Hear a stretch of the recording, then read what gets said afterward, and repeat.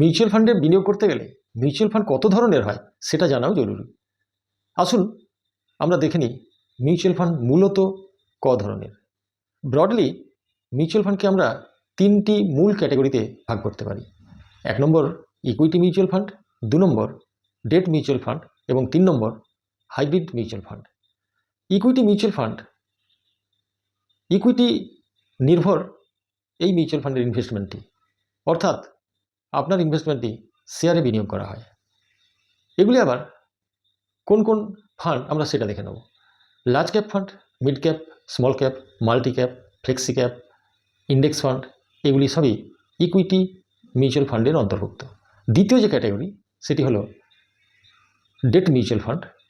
এই debt mutual ফান্ডের মধ্যে যেগুলি অ্যাসিওর রেটে রিটার্ন পাওয়া যায়, যেমন government securities, corporate bonds, fixed deposit, বিভিন্ন যে মানি মার্কেট ইনস্ট্রুমেন্ট, সেই সমস্ত বিনিয়োগ করা হয় সেগুলি ডেট মিউচুয়াল ফান্ড।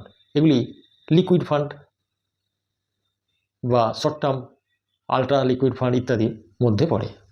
এখানে রিস্ক কম, এখানে যারা রিটায়ারমেন্টের মুখে বা যাদের রিস্ক অ্যাপেটাইট কম তারা এই ফান্ডে বিনিয়োগ করেন। এরপর আসি 3 নম্বর যে ক্যাটাগরি, অর্থাৎ হাইব্রিড মিউচুয়াল ফান্ড। এই হাইব্রিড মিউচুয়াল ফান্ডের মধ্যে দুই ধরনের এলিমেন্টই থাকে, ইকুইটি এবং ডেট। সেবির নিয়ম অনুযায়ী 65 থেকে সর্বোচ্চ 80% পর্যন্ত ইকুইটিতে ইনভেস্ট করতে হয় এবং 20% থেকে 35% ডেটে অবশ্যই ইনভেস্ট করতে হয়। তো এই হলো 3 ক্যাটাগরির মিউচুয়াল ফান্ড। ধন্যবাদ।